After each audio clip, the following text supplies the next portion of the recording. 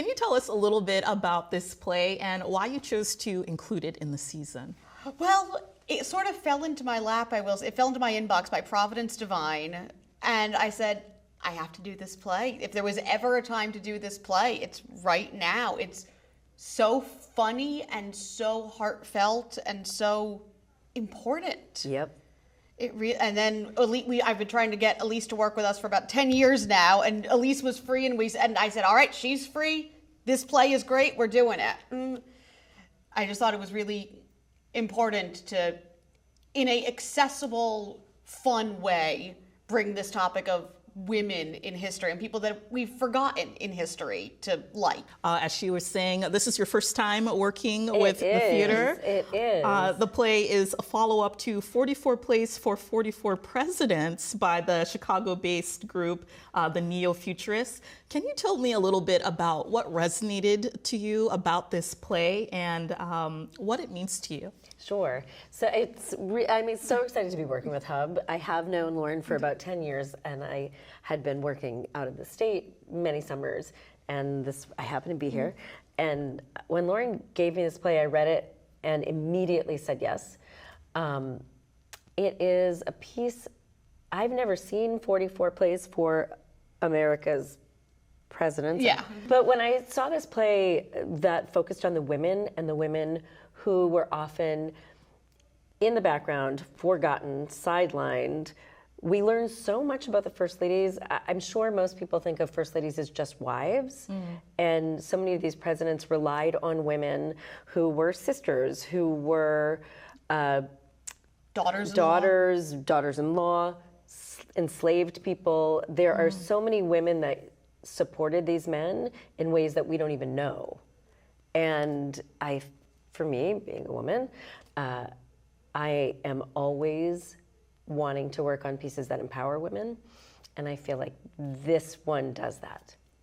I love that. And can you talk about some of the themes of this play and what you discovered bringing these women who've been in the background to the foreground? One of the major themes for me is that you can hold two truths at one time. You can hold multiple truths at one time.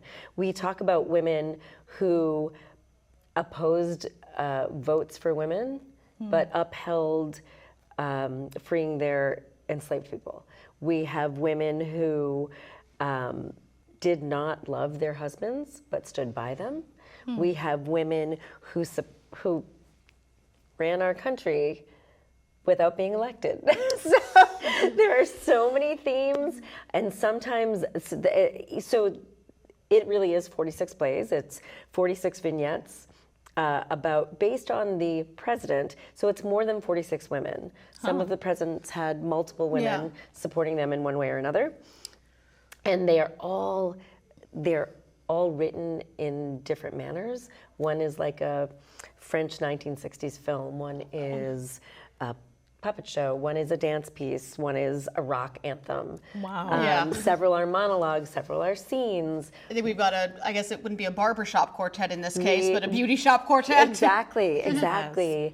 We have sort of an 80s after school special. It's really fun. That one's my favorite. It's really fun. Oh my God. So did I answer your question? I don't even know. And then I some. don't even know if I answered your question. So I'm hearing quite a variety and a lot of women that you talked about, like not being seen, a lot of women behind the scenes, multiple women supporting these men. And so many women who didn't really want to be in the spotlight. There are many of these women did not choose the role of First Lady. It was thrust upon them. Yeah, it is really amazing how the play does show us, and I didn't realize until I started working on this play, how what we think of now as First Lady, Jackie O, Michelle, all of these sort of modern First Ladies, it's a very modern idea. Back then it was a very different thing, and I think one of my favorite lines in the play is that we're discussing the role of First Lady, a job that technically does not exist. Because what we discovered while doing research is that there is a stipend for being president. There is no pay for being First Lady, and yet we do expect it. Oh. And so it's really just all these things we never even thought to think about. Very interesting. And since you already touched upon it, Lauren, you're one of the 5 actresses I who am. Yes. are in this cast. Can you talk about what's been most rewarding for you to tackle as part of this ensemble? I think getting to know these women has been absolutely extraordinary. They're all amazing, and the quick change artistry that they pull off. I think we all lose 10 pounds of sweat each night, and I'm grateful to them in every way, and my team is extraordinary. But I think what's been so amazing is, what's been so amazing about this play is getting to do this and getting to play these women in a very real way. That it's not like the typical 4th grade history books where, they're put up on pedestals and we don't talk about certain things. These are real humans. And I think it's really important in this day and age to remind ourselves that our country was founded by flawed humans.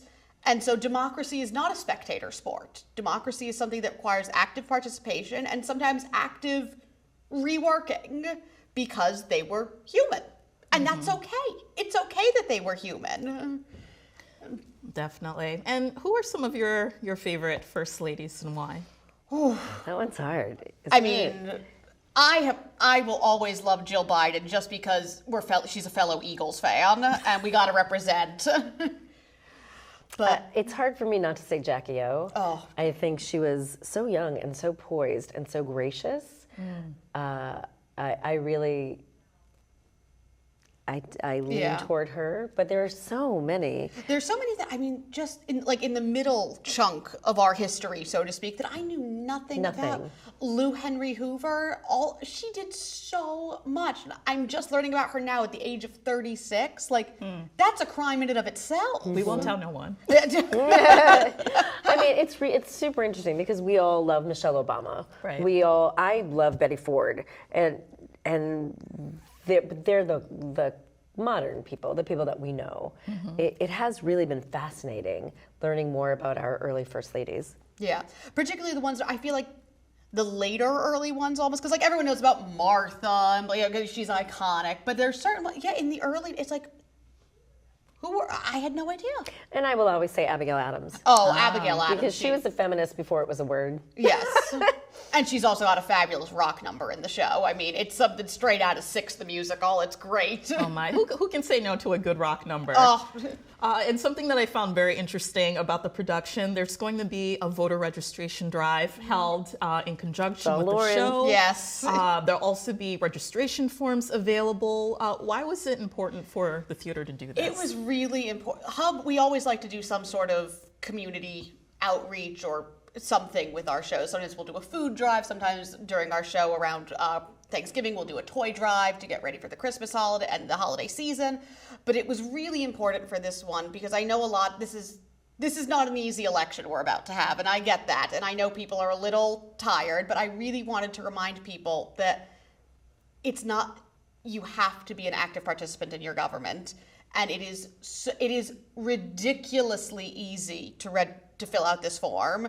You can fill it out with a cocktail in your hand at our box office. I promise it will take 4 minutes and it will have a tremendous effect on the next 4 years. And I know that I wanted to make it accessible. I want to meet people where they are. You're already at our show and we are so grateful for that. You've got your drink. This way you don't need to schlep down to City Hall. I remember I just moved and having to change my voter registration was such a pain in the keister. So I really wanted I don't want people to have I don't want there to be any reason to not. There is no reason not to take, I want to take away any barrier between voting, just the way we do all pay what you can tickets. I want to take away barriers between our art and our audience. I think that's a beautiful thing, to be able to meet people where they are, especially with a cocktail. Yeah. And what do you hope that viewers are able to take away from 46 Plays for America's First Ladies? Well, I hope they're able to take away many things. I hope they're able to take away a lot of side-splitting laughter because despite being about heavy topics, it is an absolutely hysterical play. There are moments where, we've had to stop rehearsals because we've just been laughing so hard. But I really want them to take away that it's their government too, and that there were people that were forgotten, and let's make sure that doesn't keep happening. So vote, get out there, vote. Don't let it happen. there are so many people that built this government that we don't remember. And it's time we started. Absolutely.